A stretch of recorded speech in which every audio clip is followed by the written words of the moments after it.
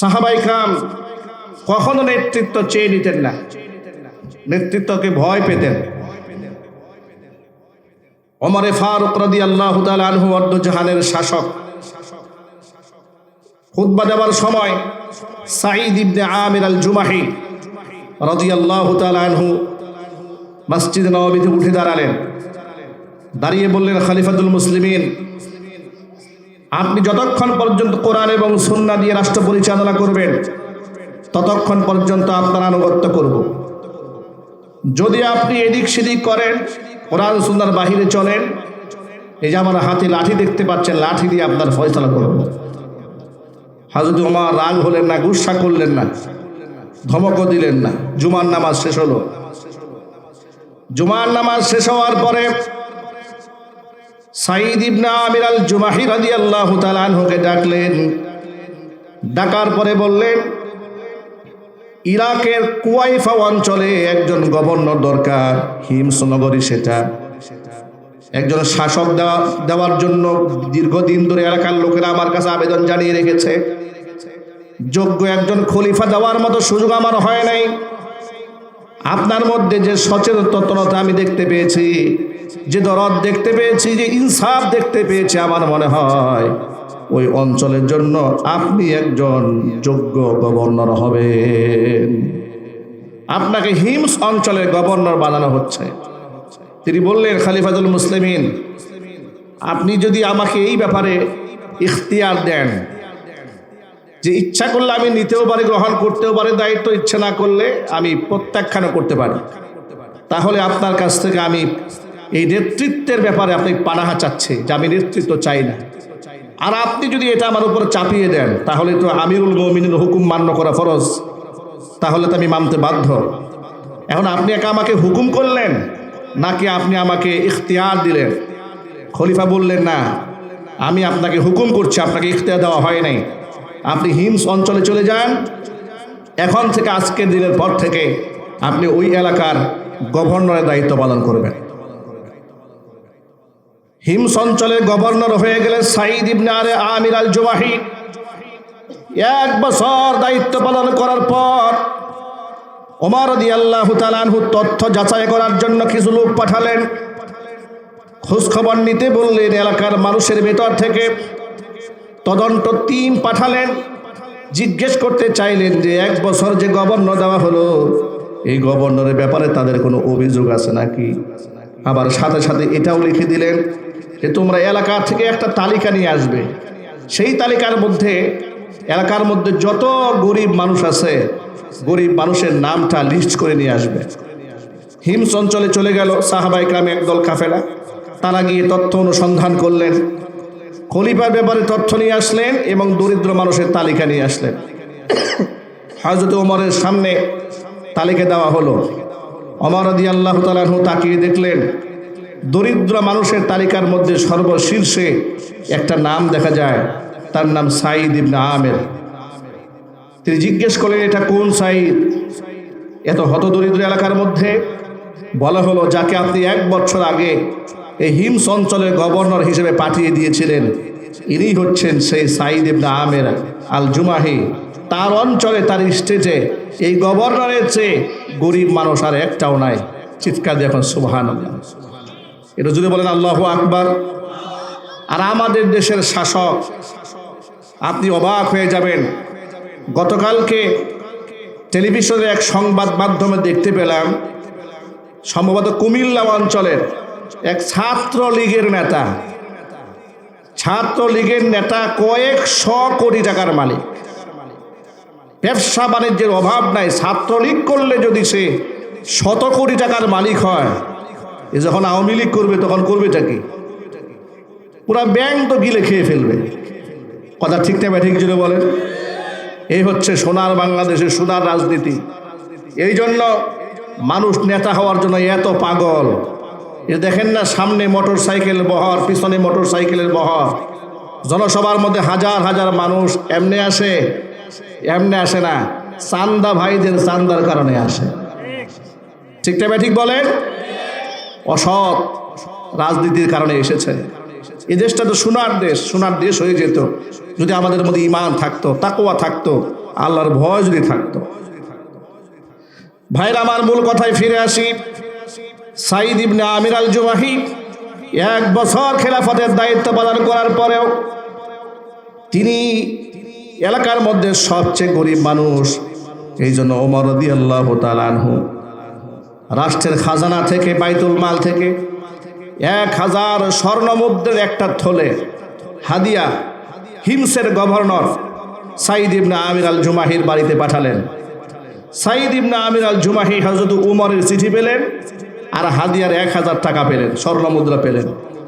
চিঠি পেয়ে, উমরের চিঠি পেয়ে তিনি এমনভাবে কান্না শুরু করলেন।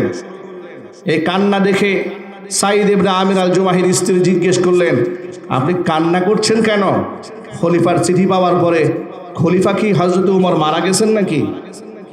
সাঈদ ইবনে আমির আল জুমাহি তিনি বলছেন, এর চেয়েও বড় দুঃসংবাদ আছে।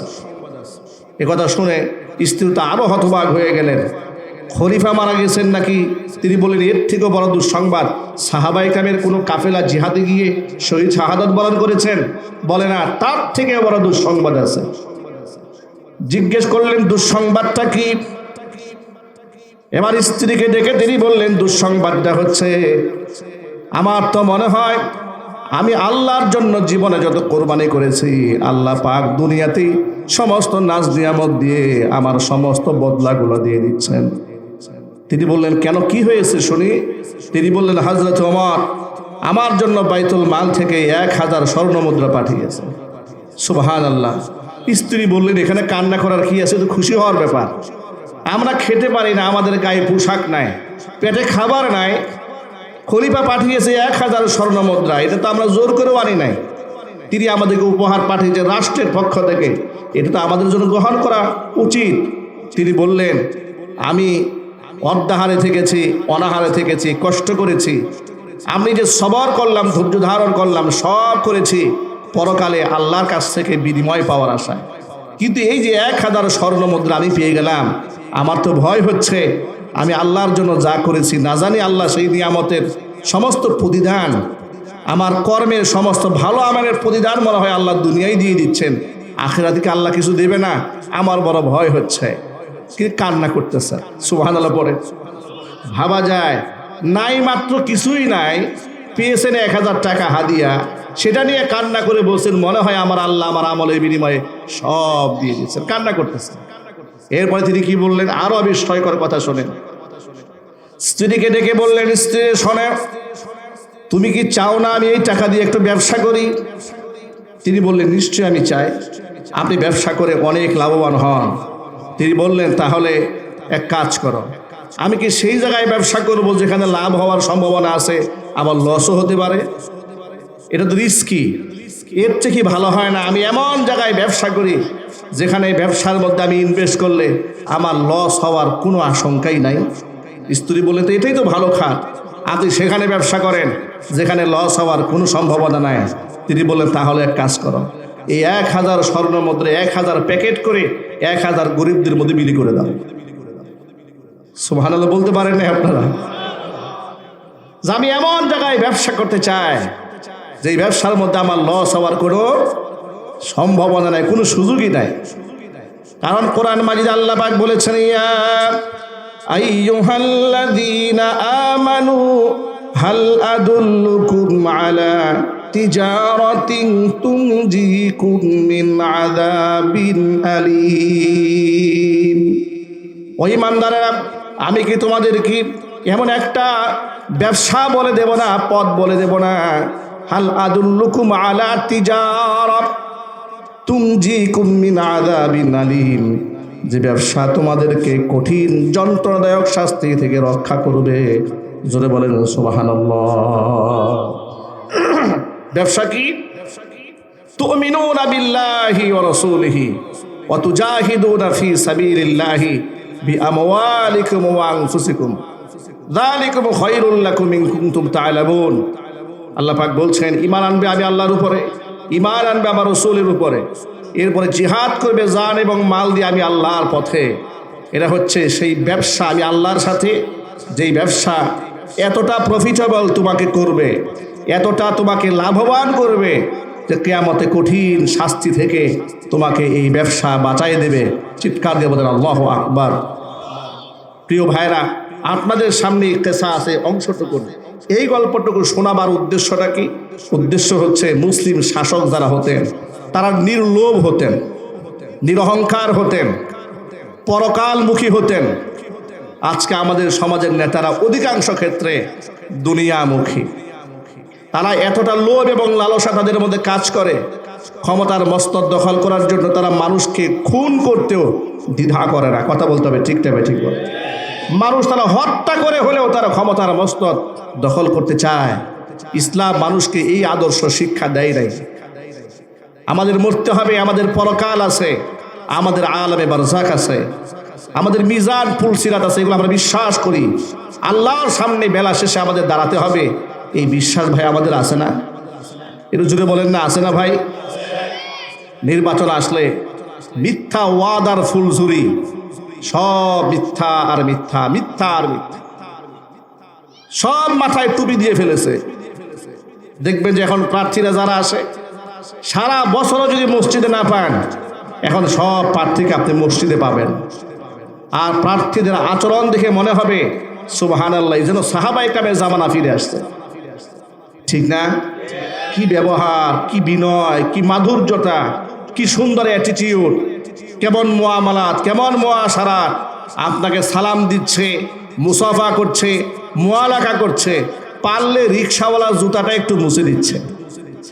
আহারে কেমন বিনয়, এমন মহৎ, দেখে মনে হচ্ছে সাহাবায়ে কেরামের জিন্দেগি আমরা পেয়ে গেছি। নির্বাচনের পরেই এদের আচরণ দেখে মনে হবে ফিরআউনের শাসন আমলে আছে। ঠিক না? মেরে জুড়ে বলেন। এটা কোনোদিন মুসলিম নেতাদের আদর্শ হতে পারে না। ঠিক। আজকে আমি সংক্ষিপ্ত পরিসরে বক্তব্যের মধ্যে শুধু এই মেসেজটা দিতে চাই যে আপনি নেতা হতে আপনাকে আমি নিষেধ করব না। হাদিস শরীফে এসেছে যে ব্যক্তি নেতৃত্ব চেয়ে নেয় আল্লাহর রহমত থেকে বঞ্চিত হয়, আর যেই ব্যক্তিকে এলাকার মানুষ নেতা বানায় সেই ব্যক্তি আল্লাহর পক্ষ থেকে সাহায্য প্রাপ্ত হয়। সুতরাং কেউ নিজে নিজে নেতা হওয়ার চেষ্টা না করে এলাকার মানুষ যেন আপনাকে লিডার বানায়, নিজেকে সেইভাবে গড়ে তুলুন। আল্লাহ পাক যেন এই আমাদের সমাজের মধ্যে সকল নেতৃবৃন্দদের মধ্যে এমন ঈমান, তাকওয়া, সততা, ইনসাফ আল্লাহ পাক যেন দান করে। জোরে কোন আমিন। আমি শুধু আমার এই মসনদ থেকে একজন দায়ী হিসেবে, আলেম হিসেবে অত্যন্ত বিনয়ের সাথে একটা আরজি পেশ করবো আপনাদের সামনে। সেটা হচ্ছে, অবশ্য আপনি তাকে সিলেক্ট করবেন, তাকে নির্বাচন করবেন যেই লোকটা নিজে আল্লাহমুখী, যেই লোকটার পরকালের ভয় আছে, যেই লোকটা নিজে নামাজ পড়ে, এই সমাজের মধ্যে নামাজ প্রতিষ্ঠার জন্য কাজ করতে চায়। এমন মানুষ ছাড়া বেনামাজি মানুষের পিছনে আপনি দৌড়াবেন না। ঠিক কিনা বলেন? বেনামাজি নিজেও জাহান্নামে যাবে, ওর পিছনে দৌড়ালে আপনাকে সে জাহান্নামে নিয়ে যাবে। বেনামাজি তো রবের সাথে দৈনিক 5 বার কুফরি করে, রবের সাথে খিয়ানত করে, ওয়াদা খেলাপ করে, তো সে সুযোগ পেলে তো রডের পরিবর্তে বাঁশ ঢুকাবে। নিজের সন্তানদেরকে বিদেশে পাঠিয়ে দিয়া আপনার সন্তানকে রাজপথে মিছিলে নামায় গুলি খাওয়াবে। ঠিক না? ঠিক বলেন। নিজের সন্তান নামাবে না, সেফ এক্সিট নিয়ে নিজে পশ্চিমা আগেই সব ভিসা টিসা সব রেডি করে রাখবে। যত বিপদ, যত আপদ, যত বালা মুসিবত, যত কষ্ট সে আপনারে দেবে। তাহলে আপনি সেই পথে হাঁটেন কেন? আপনি তো সেই পথে হাঁটবেন যে পথে বাঁচলে গাজী, মরলে শহীদ। ঠিক কিনা বলেন?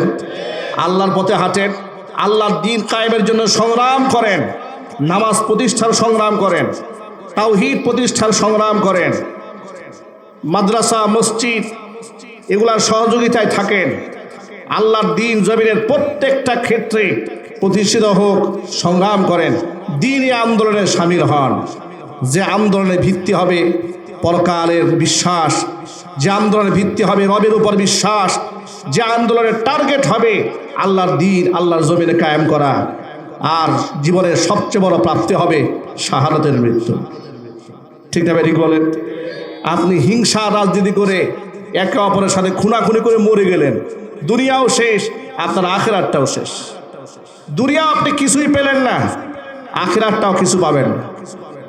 এই ব্যাপারে একটা হাদিস বলে আমি বয়ান শেষের দিকে নিয়ে যাচ্ছি। আল্লাহ নবী বলেন, সিনফানি মিন আহলিন নারি লাম আরহুমা, এই দুনিয়াতে কিয়ামতের আগে জাহান্নামের এমন দুটা শ্রেণী মানুষের আবির্ভাব ঘটবে যে সমস্ত ব্যক্তিদেরকে আমি নবীজি আমার জমানায় দেখি নাই। ওরা আসবে কিয়ামতের আগে। এর মধ্যে একটা শ্রেণী হচ্ছে পুরুষ আর একটা শ্রেণী নারী। পুরুষ যারা আসবে, রিজালুম বিআইদিহিম সিয়াতুন কাআদনাবিল বাকার ইয়াদরিবুনা বিহান নাস, গরুর লেজের মতো তাদের হাতে লাঠি থাকবে, তারা মানুষদেরকে প্রহার করবে। মুহাদ্দিসরা বলেছেন এরা হচ্ছে শেষ জামানার জালেম শাসক, যারা অন্যায়ভাবে মানুষদেরকে কষ্ট দেয়। এরকম শাসক পৃথিবীতে বর্তমান জমানায় আছে না নাই? জোর আওয়াজে বলেন আছে না নাই? এর মধ্যে সবচেয়ে নিকৃষ্ট শাসকের নাম হচ্ছে ডোনাল্ড ট্রাম্প। ঠিক তবে ঠিক? নিকৃষ্ট শাসকের মধ্যে অন্যতম শাসক হচ্ছে নেতানিয়াহু। নিকৃষ্ট শাসকের মধ্যে অন্যতম শাসকের নাম খুনি স্বৈরাচারী শেখ হাসিনা। কথা বলে না কেন? মায়া হয় নাকি আপার জন্য আপনাদের? খুনি হাসিনার ব্যাপারে এই দেশের মুসলিম অমুসলিম সর্বসাধারণের এই ব্যাপারে কোনো আপোষ থাকতে পারে না। বক্তব্য একটাই, খুনি হাসিনা লেডি ফেরাউন, তার ফাঁসিতে ঝুলাই দিতে হবে। ঠিক তবে ঠিক বলেন? ইয়াদরিবুনা বিহান নাস, তারা মানুষের উপর জুলুম করে। মুহাদ্দিসরা আরেকটা ব্যাখ্যায় লিখেছেন যে রিজালুম বিআইদিহিম সিয়াতুন কাআযনাবিল বাকার ইয়াদরিবুনা বিহান নাস, এটা হচ্ছে সরকারের প্রশাসনিক দায়িত্বশীল ওই সমস্ত ব্যক্তিরা যারা মানুষকে কষ্ট দেয়। কেউ কেউ এমনও ব্যাখ্যা করেছেন শুধুমাত্র সরকারের ব্যক্তিবর্গই নয়, দুনিয়ার মধ্যে যে সমস্ত লাঠিয়াল বাহিনী যুবকরা থাকে, এলাকার মধ্যে আধিপত্য বিস্তার করার জন্য হুন্ডা বাহিনী গুন্ডা বাহিনী নিয়ে ঘুরে বেড়ায়, এই সমস্ত ব্যক্তি যারা হবে কিয়ামতের আগে, এদের আগমন ঘটবে, এরা মানুষদেরকে পিটাবে, মারবে। ওই সমস্ত নেতৃবৃন্দের পেছনে দৌড়াবে যাদের কাছে আখিরাতের কোনো চিন্তা নাই। দুনিয়ার মসনদ দখল করতে গিয়ে এরা মারবে, কাটবে, গুন্ডামি করবে। এই শ্রেণীর মানুষগুলো জান্নাতে তো ঢুকবেই না, জান্নাতের খুশবু পর্যন্ত নাকের মধ্যে পাবে না। যেরকম নাউজুবিল্লাহি মিন যালিক। যুবকেরা এই জন্য যার তার পেছনে দৌড়ানো যাবে না। কথাটা মনে থাকবেন ইনশাআল্লাহ। আল্লাহ পাক যেন বুঝে আমল করার তৌফিক দান করেন। দ্বিতীয় আরেকটা শ্রেণী আসবে, হুজুর বলেন নিসাউন কাসিয়াতুন আরিয়াতুন মুমিলাতুন মাইলাতুন রুউসুহুন্না কাআসনিমাতিল বুখতিল মাইলা। এমন কিছু মহিলাদের আবির্ভাব ঘটবে দুনিয়াতে, পোশাক পরেও তারা উলঙ্গই থেকে যাবে। পোশাক পরে উলঙ্গ থাকার ব্যাখ্যাটা কি? মুহাদ্দিসরা দুইটা ব্যাখ্যা দিয়েছেন। এর মধ্যে একটা ব্যাখ্যা হচ্ছে এমন পাতলা পোশাক তারা পরবে, ভিতরের অঙ্গ প্রত্যঙ্গ বাহির থেকে ফুটে উঠবে। আরেকটা ব্যাখ্যা হচ্ছে পাতলা পরবে না, পরবে ভারী পোশাক, কিন্তু দেহের সাথে এতটা আটসাট থাকবে, ফিট, একদম ফিটিং পোশাক পরবে, শরীরের অঙ্গ প্রত্যঙ্গের ভাঁজ বাহির থেকে প্রদর্শিত হবে। এই পোশাক পরা যে কথা, উলঙ্গ থাকা একই কথা। রসুল বলেছেন নিসাউন কাসিয়াতুন আরিয়াতুন মুমিলাতুন মাইলাতুন, এরা পরপুরুষকে নিজের উপর আকৃষ্ট করবে, আবার পরপুরুষের দিকে সে নিজে ঝুঁকে যাবে। জোরে বলে নাউজুবিল্লাহ। রুউসুহুন্না কাআসনিমাতিল বুখতিল মাইলা, উটের কুজের মতো এদের মাথার চুলটা পাম্পিং করে উঁচা করা থাকবে। এই সমস্ত নারী কিয়ামতের আগে এরা আসবে। লা ইয়াদখুলনাল জান্নাহ, এরা জান্নাতে প্রবেশ করবে না। ওয়ালা ইয়াজিদনা রিহাহা, জান্নাতের খুশবু এরা নাকের মধ্যে পাবে না। ওয়া ইন্না রিহাহা লাতুজাদু মিন মাসিরাতি কাযা ওয়া কাযা, অথচ জান্নাতের খুশবু জান্নাতবাসী যোজন যোজন কিলোমিটার দূর থেকে পাবে। অন্য একটা হাদিসে এসেছে ওয়া ইন্না রিহাহা লাতুজাদু মিন মাসিরাতি 40 আমা, 40 বছরের দূরত্বের পথ থেকে জান্নাতবাসী জান্নাতের খুশবু নাকের মধ্যে পেতে থাকবে। জোরে বলেন আল্লাহু আকবার। অথচ এই সমস্ত মেয়েরা মুসলমানদের ঘরে জন্ম হওয়ার পরেও এরা না জান্নাতে যেতে পারবে, না জান্নাতের খুশবু নাকের মধ্যে পাবেন। যারা এই ধরনের বেহায়াপনা করে, বেলাল্লাপনা করে, অশ্লীলতা করে রাস্তায় নিজেদেরকে পরিচালিত করবে। আমরা এখানে যারা পুরুষরাই এসেছি, অনেক স্বামীরা এখানে আছেন, অনেক বাবারা আছেন, অনেক বড় ভাইরা আছেন। অনেক পুরুষ গার্জিয়ানরা আছেন, অত্যন্ত বিনয়ের সাথে বলবো, নিজে 5 ওয়াক্ত নামাজ মসজিদে জামাতে গিয়ে আদায় করলেই দায়ী দায়িত্ব শেষ হয় না। আমার উপর দায়ী দায়িত্ব আছে আমার পরিবারের, আমার স্ত্রীর, আমার মেয়ের। আমরা আমাদের মেয়েদেরকে অশ্লীলভাবে রাস্তাঘাটে আমরা চলতে দেব না, বলেন ইনশাআল্লাহ। বেহায়াপানা করে, বেলাল্লাপানা করে, কোনো প্রকারে হিজাব নেকাব ছাড়া আমরা রাস্তায় বের হতে দেব না, বলেন ইনশাআল্লাহ। তাদেরকে আমরা শিশুকাল থেকে গড়ে তুলব। নবী করিম সাল্লাল্লাহু আলাইহি সাল্লাম বলেছেন, সালাসাতুন ক্বাদ হাররামাল্লাহু আলাইহিমুল জান্নাহ, 3 শ্রেণীর মানুষের জন্য আল্লাহ পাক তার জান্নাতকে হারাম করে দিয়েছেন। এর মধ্যে 1 নাম্বার মুদমিনুল খামার, যারা মদ্যপান করে তাদের জন্য আল্লাহর জান্নাত হারাম। 2 নাম্বার ওয়াল আক্কু, পিতামাতার অবাধ্য সন্তান যারা, তাদের জন্য আল্লাহর জান্নাত হারাম। 3 নাম্বার ওয়াদ-দাইয়ুসুল্লাযী ইউকিররু ফি আহলিহিল খাবাস, ওই দায়ুস পুরুষ, যে দায়ুস পুরুষ তার অধীনস্থ নারীদেরকে অশ্লীলভাবে পরিচালিত করে, এই সমস্ত দায়ুস পুরুষের জন্য আল্লাহর জান্নাত হারাম। জোরে বলেন নাউজুবিল্লাহ। আমি এখন জিজ্ঞেস করতে চাই পুরুষদেরকে, আমরা কি হাসরের ময়দানে দায়ুসের কাতারে দাঁড়াতে চাই? আরো জোরে বলুন, আমরা কি দায়ুসের কাতারে দাঁড়িয়ে জাহান্নামী হতে চাই? মহান আল্লাহ পাক যেন আমাদের সকলকে হেফাজত করেন, একটু জোরে বলেন আমিন। তাহলে আমরা আমাদের মেয়েদেরকে বেপরদায় চালাবো না, আমরা আমাদের মেয়েদেরকে অশ্লীল পোশাক পরাবো না, আমরা আমাদের মেয়েদেরকে পরপুরুষের সামনে বেখেয়ালিপনা করে আমরা যেতে দেব না ইনশাআল্লাহ। এটা আমাদের উপর আল্লাহ পাকের পক্ষ থেকে অর্পিত দায়িত্ব। এই দায়িত্ব অবহেলা করলে অবশ্যই আল্লাহর আদালতে আমাদেরকে আসামি হতে হবে। মহান আল্লাহ রাব্বুল আলামিন যেন আমাদের সকলকে সঠিকভাবে দায়িত্ব পালন করার তৌফিক দান করেন। যুবক ভাইদেরকে 5 ওয়াক্ত নামাজি হিসেবে আল্লাহ রাব্বুল আলামিন যেন কবুল করেন। অত্র এলাকার সমস্ত মুর্দিগানদেরকে আল্লাহ তাআলা ক্ষমা করে দেন, সকলে বলেন আমিন। আমি অসুস্থ, আমার জন্য সকলে দোয়া করবেন, আল্লাহ পাক যেন পরিপূর্ণ শিফা দান করেন। আর সাথে সাথে আমার পরে আজকে এখানে হাফেজ মাওলানা গাজী আল মাহমুদ, তিনি এখানে আলোচনা করবেন। মুহতামিম উত্তর মাদ্রাসার সভাপতি, জাতীয় উলামা মাশায়েখ আইম্মা পরিষদ গাজীপুর জেলা, তিনি কথা বলবেন। আমি আপনাদের সাথে ওয়াদা নিতে চাই।